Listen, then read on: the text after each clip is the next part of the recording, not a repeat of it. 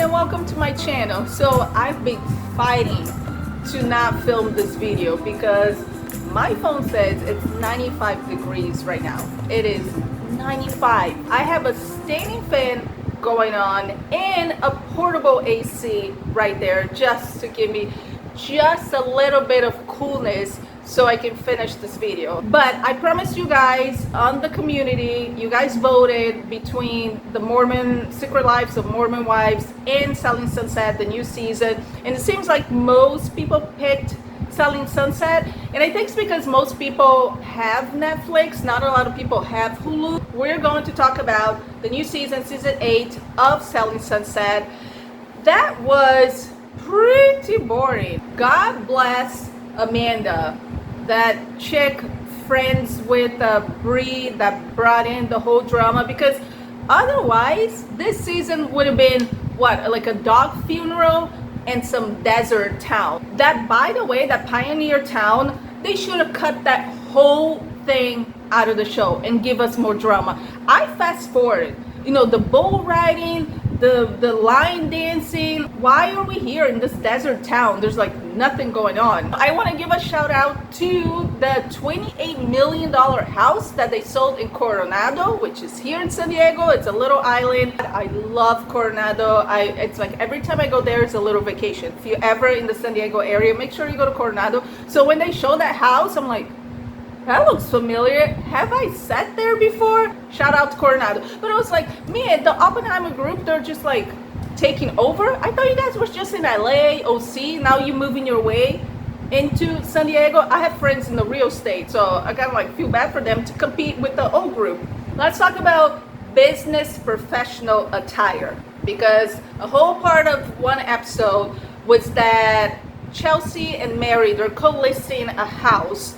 And Chelsea arrives in a itty bitty tiny skirt, and some people have a problem with it. A lot of people are pointing out, oh, her hoo-ha, it's out. You can see her whole ass out. But it was short for the occasion. Yes, it was too short. But it wasn't like she was wearing a thong and you can see everything. She was wearing booty shorts. If you can see, it's just like she's wearing like tiny shorts, so you don't see anything. And like she said, she's all legs. She's got long, beautiful legs. But Mary told Jason and Brett that some people had mentioned that look was unprofessional, and I don't think it was Mary's place to say something to Chelsea, because Brett and Jason, they're like tiptoeing or walking on eggshells. They're like, I'm not gonna say anything. I'm not gonna comment on a woman's wardrobe. We are in a post Me Too world, so I get them not wanting to comment, but you are their bosses. Basically, you own this company. It's on you to tell one of your employees that they're not dressed appropriately. And it's funny because the show, when it first started, it was all about fashion. I got into the show because I was listening to a podcast. I can't remember where it was, but these two girls were talking, and then they were recommending shows, and they said, oh, have you heard about Selling Sunset? One of them said that it is shoe porn, and I was like, oh, shoe porn? Yes, give it to me. I want to see shoes. And then the other one said it's real estate porn, and I was like, oh, shoes and real estate? Yes, I gotta watch the show. You know, I think everyone that watches Selling Sunset can identify with each of its characters by their clothing style. Christine was never my style. I like Chriselle's style. I like Mary's style. Chelsea, not mine at all. Bree, it's a hit or miss for me. Like Bree, she was doing one of the confessionals. Look at this. What in the Cleopatra is going on? And Bree is one of the most beautiful women, you know, that's in the show. But this wig, this bob did not fit her well. It made her head look so big. And it's not even on Netflix to say anything. Like I said, it's on the bosses. I used to work at a hotel, and I was working at the front desk. And I came right after I took the job, right after I was bartending, and I was working at a dance studio. So most of my attire, it was either like dance clothes, like leggings, tops, and then the bartending clothes, which is like low cut. You know, back in the day, I used to have bigger boobs. So everything that I had was like with the cleavage. And my boss, he was so sweet, so professional. He sat me down because we had to basically entertain our guests. We had happy hour during the weekends where we had to like mingle and pour them beer and wine. And he sat me down and he said, Denise, our goal here is to make the guests happy. And you never want to make the wife of a guest unhappy because he's looking at you. And I was like, oh, it just like somehow it clicked in my head that I gotta dress more professionally. What's up? That guy, Johnny Football, never heard of him. It's Bree's ex-husband, but she's showing him a house and they're like arguing like an old married couple. And did you guys think that was cute or cringe? At one point I was like, oh, that's so cute, the way they talk to each other and they argue, but apparently like he did a lot of cheating, you know, back in the day, drugs. I think he wants her back. On the down low, like he was giving hints that he wants her back. Amanda and Bree, when they were talking about Alana, Amanda says, oh, the boring one, and Bree's like, yeah, the vanilla.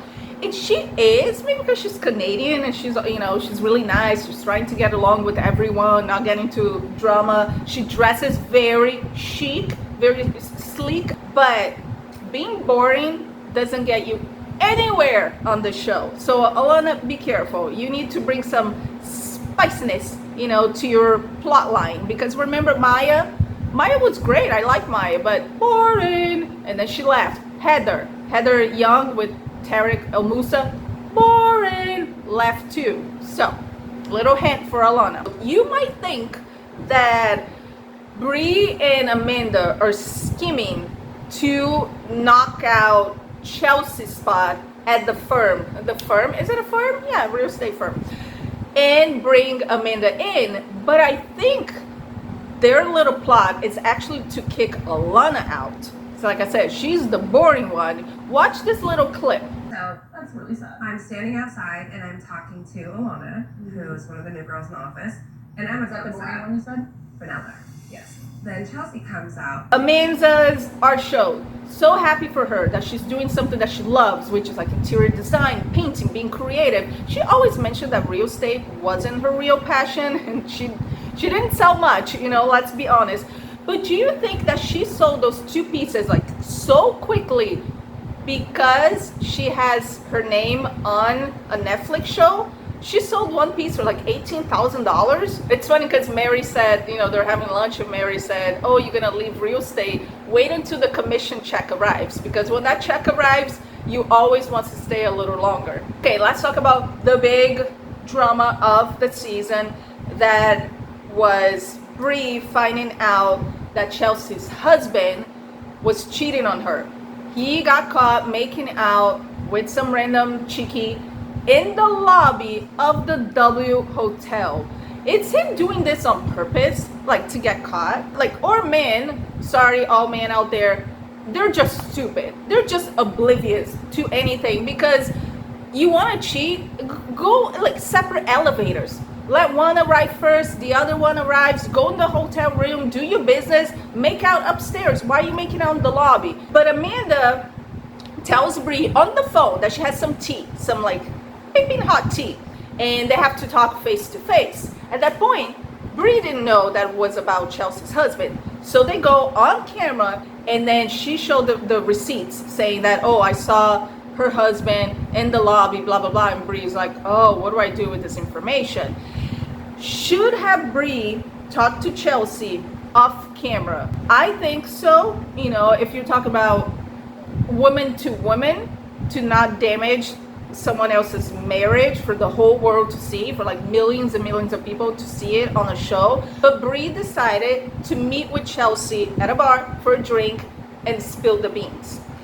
I got the vibe that Chelsea already knew what her husband was doing, or had, you know, a gut feeling, intuition, because the way she reacted wasn't very like shocked, surprised. She was very sad, almost like, oh man, that means it's true. Like what I felt this whole time, it's true. She took accountability and she talked about her shortcomings as a partner, that she's been working a lot more, she's doing the show, she's never at home, and her husband's like, hey, you know, I want to have a family life. So I've been trying to figure out if I am on Bree's side or not, because maybe she had producers in her ear saying, oh, dang, we have this information now that could cause a lot of drama this season. You have to talk to Chelsea at this bar. We'll set it up, we'll stage it, and then Bree just went along with it. But on the other hand, these ladies are in a reality TV show.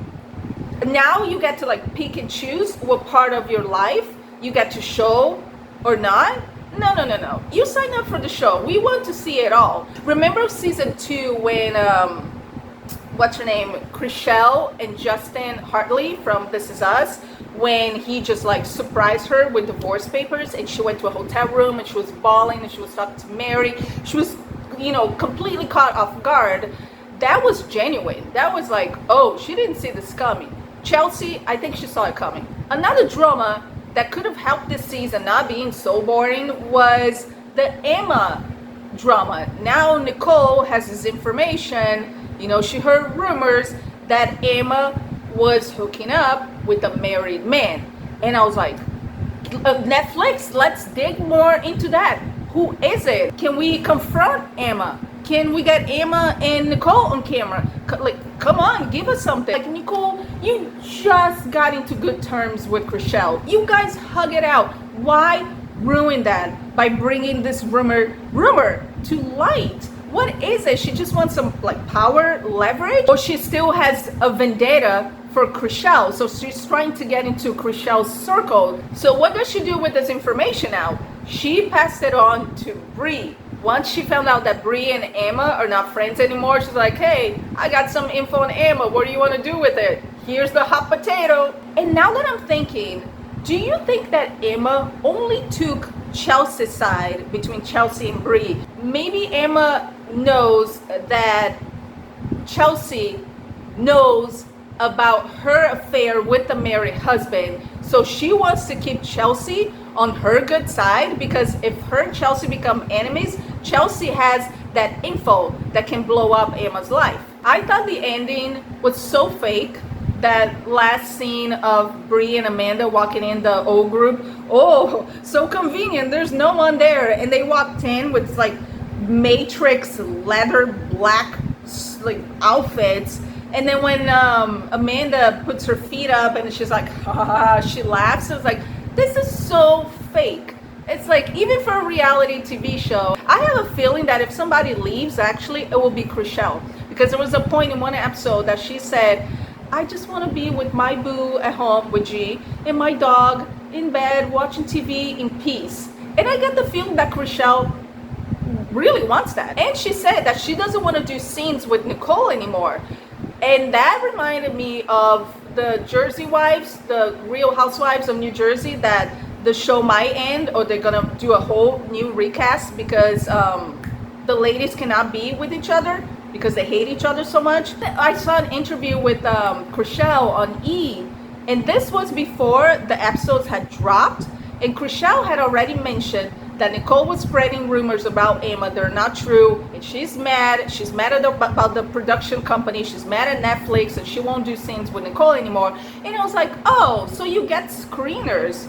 So I guess the cast, they get to watch the show before we do. And I think Netflix should stop that. Don't give them screeners, because they start, putting things out on social media and kind of ruin it for us. So I would love to know your thoughts about the Bree situation. Do you think Bree was trying to be messy and implode,